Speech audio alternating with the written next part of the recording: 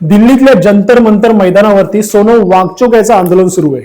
याच मैदानावरती CJP cockroach जनता पार्टीने आपलं आंदोलन सुरू केलं होतं, मात्र सोनम वांगचुक यांनी त्याच्यामध्ये आपला सहभाग नोंदवला आणि शिक्षण मंत्र्यांच्या राजीनाम्यासाठी आपलं हे आंदोलन सुरू केलेलं आहे आणि उपोषण सुरू केलेलं आहे। आणि फक्त एकट्या त्यांचंच नाही तर त्यांच्या जोडीला अनेक विद्यार्थी सुद्धा उपोषणाला बसलेले आहेत, साखळी उपोषणाला बसलेले आहेत। नेमक्या त्यांच्या मागण्या काय आहेत, का इतकं उपोषणाला बसलेले आहेत आणि उपोषणाला त्यांचे 19 दिवस झालेले आहेत, त्यांची प्रकृती प्रचंड खालावलेली आहे, सरकारकडनं त्याला काय प्रतिसाद देण्यात येतोय, जाणून घेऊया सर्व गोष्टी या युट्यूब व्हिडिओमधून। नमस्कार, मी अक्षय ठाकूर आणि एकाग्र अकॅडमीच्या युट्यूब चॅनलवर मी तुमचं स्वागत करतो। सोनम वांगचुक हे सध्या उपोषणाला बसले आहेत दिल्लीतल्या जंतर मंतर मैदानावरती। प्रसिद्ध शास्त्रज्ञांनी रॅमन मॅक्सेसे पुरस्कार विजेते ते आपले सोनम वांगचुक आहेत, दिल्लीच्या जंतर मंतर उपोषणाला बसलेत। कॉकरोच जनता पार्टी सीजेपी या तरुण विद्यार्थ्यांच्या संघटनेच्या आंदोलनाला पाठिंबा देण्यासाठी ते पुढे आले। त्यांनी दिल्लीतल्या आंदोलनात त्यांनी सहभाग घेतलेला आहे। नीट परीक्षांमधला घोटाळा आणि पेपर फुटी या सर्व गोष्टी ज्या झालेल्या होत्या या विरोधात त्यांनी हे आंदोलन छेडलेलं आहे आणि भारताचे शिक्षण मंत्री धर्मेंद्र प्रधान यांच्या राजीनाम्याची मागणी त्यांनी केलेली आहे आणि जोपर्यंत ते राजीनामा देत नाहीत तोपर्यंत हे उपोषण चालू ठेवणार हे सोनम वांगचुक आणि सीजेपीने जाहीर केलेलं आहे। आज या आमरण उपोषणाचा 19वा दिवस आहे। हायकोर्टाने सुद्धा या संदर्भात इंटरव्हेन्शन केलंय आणि त्यांच्या जी काय परिस्थिती आहे, त्यांची जी काय सध्या आरोग्याची परिस्थिती आहे त्याच्यावरती लक्ष ठेवण्याचं आदेश हे हायकोर्टाने सुद्धा दिलेले आहेत। अनेकांनी याचिका दाखल केल्या आहेत की त्यांना जबरदस्तीने तरी फूड द्यावं जेणेकरून त्यांच्या आयुष्याचा प्रश्न निर्माण होणार नाही, अशी काही याचिका करण्याची मागणी आहे। नेमका काय विषय तर मे 2026 मध्ये सुप्रीम कोर्टातल्या एका न्यायाधीशांचं एक वक्तव्य तेव्हा फार फेमस झालेलं होतं। त्याच्यात कॉकरोच हा शब्द त्या न्यायाधीशांनी वापरलेला होता आणि त्या शब्दाच्या निषेधार्थ सोशल मीडियावर एक चळवळ सुरू झाली आणि आम्हाला कॉकरोच बोललं जातं, म्हणजे काही लोकही झुरळांसारखी असतात। आता न्यायाधीशांचं ते वक्तव्य का आलं होतं, कशा संदर्भात आलं होतं, त्याचा कंटेक्स्ट मी समजून घेतला तर ते फार तिथं आक्षेपार्ह नव्हतं असं सुद्धा काही जणांचं म्हणणं आहे। आता आजच्या व्हिडिओचा आपला तो विषय नाहीये त्यामुळे त्याच्या खोलात जास्त जाऊया नको, पण त्या कॉकरोचच्या टिप्पणीवरच कॉकरोच जनता पार्टी या नावाने एक ट्रेंड सुरू झाला। इन्स्टावरती एक अकाउंट बनलं आणि बघता बघता 20 मिलियन पेक्षा जास्त फॉलोअर्स त्याच्यावरती जोडले गेले आणि अनेकांनी याच्यावरती आपली नोंदणी केलेली आहे। एक पक्ष म्हणून कुठेतरी सुरुवात होते का अशी सुद्धा काही जणांचं वाटतंय की हा सीजेपी राजकीय क्षेत्रामध्ये सुद्धा उतरू शकतो। पण अनेक वेळा प्रत्येक वेळी जेव्हा विचारणा झाली तेव्हा सीजेपी आणि अभिजित दिपके यांनी शक्यता प्रत्येक वेळी नाकारलेली आहे। सोशल मीडियावरचा असंतोष जो होता तो 20 जून 2026 पासून दिल्लीच्या जंतर मंतरवरती प्रत्यक्ष आंदोलनाच्या स्वरूपात पुढे आलेला आहे। 25 जून रोजी सोनम वांगचुक यांनी व्हिडिओ जाहीर करत सरकारच्या पेपर फुटीवरती जबाबदारी घेण्याचा इशारा सरकारला दिलेला होता। सरकारने कोणतीही त्यांच्या या इशाऱ्याची दखल न घेतल्यामुळे 28 जून 2026 पासून वांगचुक हे स्वतः जंतर मंतरवरती जे सीजेपीचं आंदोलन सुरू होतं त्याला त्यांनी जॉईन केलं आणि आपल्या उपोषणाला सरकारचं लक्ष या प्रकरणाकडे वेधण्यासाठी, आंतरराष्ट्रीय माध्यमांचं लक्ष या प्रकरणाकडे वळवण्यासाठी त्यांनी सीजेपीच्या आंदोलनात सहभागी होऊन आपल्या उपोषणाला सुरुवात केलेली आहे। महत्वाचं काय, त्यांनी इतर सर्व गोष्टी तर आहेत, सोनम यांची खालोली प्रकृती सध्या चिंतेचा विषय आहे। सलग 19 दिवस अन्न न घेतल्यामुळे सोनम वांगचुक यांची प्रकृती अत्यंत चिंताजनक आणि नाजूक बनलेली आहे। उपोषणामुळे त्यांच्या शरीरातील चरबी आणि स्नायू हे प्रचंड वेगाने घटलेले असून आज 19व्या दिवसापर्यंत त्यांचं जवळजवळ 9 किलोपेक्षा सुद्धा जास्तीचं वजन घटलंय आणि फक्त 57 किलोवरती आलंय, ही माहिती माध्यमांमधून मिळते। वांगचुक यांच्या रक्तातील साखरेची पातळी, ब्लड शुगरची ती कमालीची घसरून 67 mgdl पर्यंत खाली आलेली आहे। त्यांना प्रचंड अशक्तपणा, चक्कर येणे आणि तीव्र शारीरिक वेदनांचा सामना करावा लागत आहे आणि त्यांना बोलतानाही त्रास होतो, हे आपण माध्यमांमधल्या त्यांच्या प्रतिक्रियांवरून नक्कीच बघतोय। एवढा त्रास होत असतानाही माझ्या प्रकृतीची काळजी करू नका, सरकारला विचारा की ती चर्चा का करत नाहीत, चर्चेला सुरुवातही करत नाहीत, हा त्यांचा मुख्य आक्षेप आहे। अनेक चित्रपट कलाकार आणि इतर सेलिब्रिटीजनी त्याशिवाय राजकीय नेत्यांनी सुद्धा सोनम वांगचुक यांना पाठिंबा दर्शवलेला आहे।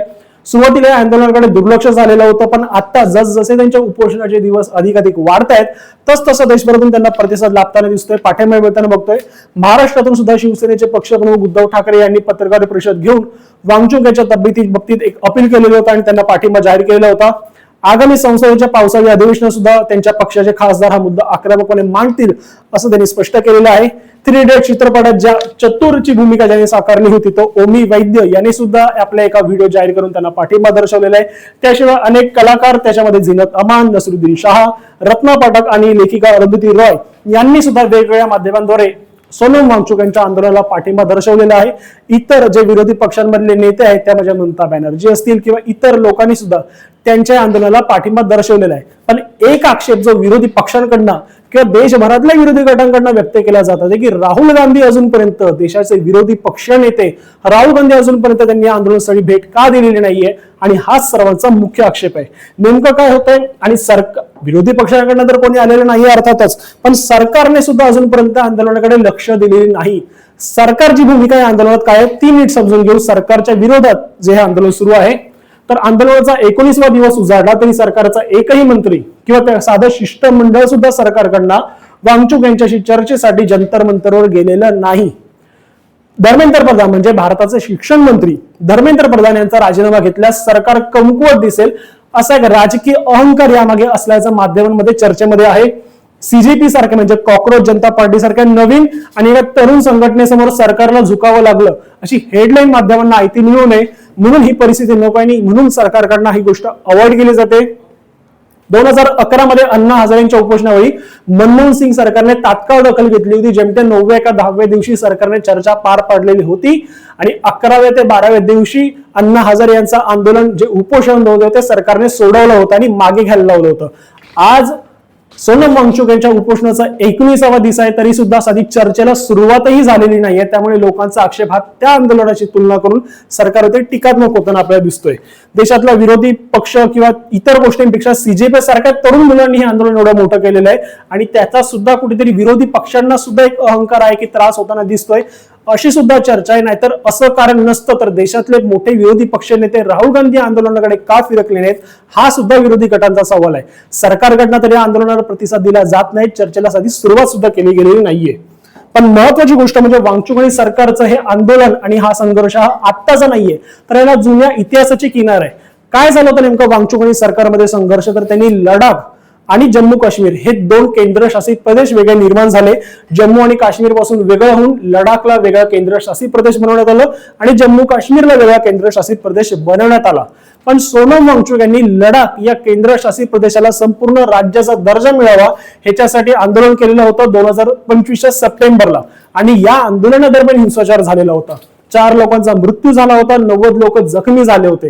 याच कारणासाठी त्यांना जोधपूरच्या जेलमध्ये ठेवण्यात आलेलं, जवळजवळ 170 दिवस तिकडे ते जेलमध्ये होते आणि या दरम्यान सुद्धा त्यांच्या अनेक चिथावणीखोर वक्तव्य जी त्यावेळी माध्यमांमध्ये पसरलेली होती, जी आज सुद्धा इंटरनेटवर तुम्हाला मिळतील.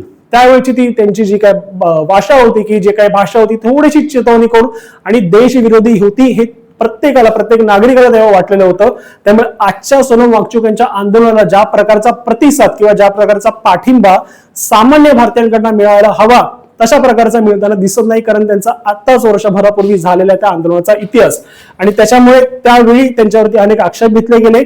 आज सुद्धा त्यांचा जो एनजीओ आहे म्हणजे सोनम वांगचुक यांचा जो एनजीओ आहे त्याच्यावरती FCRAच्या अंतर्गत सीबीआय कडनं चौकशी केली जाते. त्यांना मिळणारा निधी, त्याचे स्रोत आणि इतर सर्व गोष्टी ज्या त्यांना फंडिंग मिळतात आणि त्याचा नेमका भारतात त्यांच्या संस्थेकडनं काय प्रकारचा वापरतो याच्यावरती सीबीआयची चौकशी लागली. त्यामुळे अशा प्रकारचे आरोप असलेल्या व्यक्तीच्या आंदोलनाला कितीशी निष्पक्षता आहे किंवा किती सफेद बाजू आहे ह्याच्यावरती अनेकांचा आक्षेप आहे आणि अनेकांची शंका उपस्थित केली जाते. महत्वाचं की आता या आंदोलनात आज 19व्या दिवसावर आंदोलन आलेलं असताना, हे उपोषण आलेलं असताना याच्या पुढे काय होणार, निष्कर्ष काय निघणार असे सवाल जे उपस्थित केले जात आहेत. तर जंतर मंतर या मैदानावरती होणारी गर्दी रोखण्यासाठी दिल्लीच्या प्रशासनाने तिथलं पाणी आणि स्वच्छतेच्या सुविधांवरती बाधा निर्माण केली आहे, निर्बंध आणलेत असे आरोप सीजेपीच्या आंदोलनकर्त्यांकडून केले जात आहेत. वांगचुक यांच्यासोबत बसलेल्या दीपक नावाच्या तिथल्या तरुण कार्यकर्त्याची म्हणजे एकटे वांगचुक उपोषणाला बसलेले नाहीयेत, तर तिथे साखळी उपोषण इतर विद्यार्थ्यांकडनं सुरू आहे आणि त्यातल्याच एका विद्यार्थ्याची प्रकृती बिघडल्याने त्याला रुग्णालयात दाखल करावे लागलेले आहे. यापूर्वी 2018 मध्ये याच आपल्या देशामध्ये गंगा नदी वाचवण्यासाठी एक व्यक्ती उपोषणाला बसलेले होते आणि 111 दिवस उपोषण करून सुद्धा सरकारकडनं त्यांच्याशी चर्चेसाठी कोण आलेलं नव्हतं आणि 86 वर्षीय त्या व्यक्तीचा 111व्या दिवशी आपल्या उपोषणाच्या 111व्या दिवशी त्यांचा मृत्यू झालेला होता आणि तरी सुद्धा त्यांच्या मागण्यांवरती सरकारने कोणतंही पाऊल उचललं नव्हतं किंवा सामान्य जनतेला सुद्धा या प्रकरणाची तितकीशी फारशी माहिती नाही. सोनम वांगचुक यांच्या बाबतीत सुद्धा अशीच परिस्थिती उद्भवली तर देशात एक प्रचंड मोठे आंदोलन उभं राहण्याची शक्यता वर्तवली जाते, कारण त्या तेव्हाच्या 86 वर्षीय व्यक्तीच्या आंदोलनाला तेवढा प्रतिसाद किंवा तेव्हा माध्यमांमध्ये तेवढं कव्हरेज मिळालेलं नव्हतं. पण या गोष्टीची मात्र आता चर्चा सुरू आहे आणि आणि सोनम वांगचुक यांच्या तब्येतीमध्ये जर काही वर खाली झालं किंवा त्यांच्या जीविताबद्दल जर काही झालं तर एक मोठं जन आंदोलन देशात उभं राहील अशी शक्यता अनेकांकडून व्यक्त केली जाते. आता संपूर्ण देशाचं लक्ष याच गोष्टीकडे की सरकार आपला अहंकार सोडून, म्हणजे त्यांना किंमत न देण्याची जी आपली त्यांची लोक पॉलिसी राबवत आहेत ती सोडून सरकार तरी या गोष्टीकडे लक्ष देईल का, किंवा विरोधी पक्ष तरी या गोष्टीकडे अधिक पाठिंबा देऊन हे आंदोलन अधिक तीव्र करण्याचा प्रयत्न करेल का, हे येणारी वेळच ठरवेल. त्यामुळे अनेकांची या गोष्टीकडे लक्ष लागून राहिलेलं आहे. आणि सगळ्यात महत्वाची बाब म्हणजे जंतर मंतरवर सुरू असलेले आंदोलन आता अत्यंत संवेदनशील वेळावरती पोहोचलेलं आहे. कारण या आंदोलनातल्या ज्या मागण्या आहेत त्या अर्थातच ग्राह्य आहेत, पण आंदोलन ज्या पद्धतीने केलं जात आहे आणि सरकारकडनं सुद्धा त्या गोष्टीला जो प्रतिसाद दिला जात नाहीये ते अत्यंत निषेधार्ह आणि काळजीचा आणि चिंतेचा विषय बनून राहिलेला आहे. कारण जी मागणी या आंदोलकांकडनं केली जात आहे त्यासाठी अधिक संवैधानिक किंवा कायदेशीर मार्ग या आपल्या देशामध्ये संविधान आणि कायद्याने उपलब्ध करून दिलेले आहेत.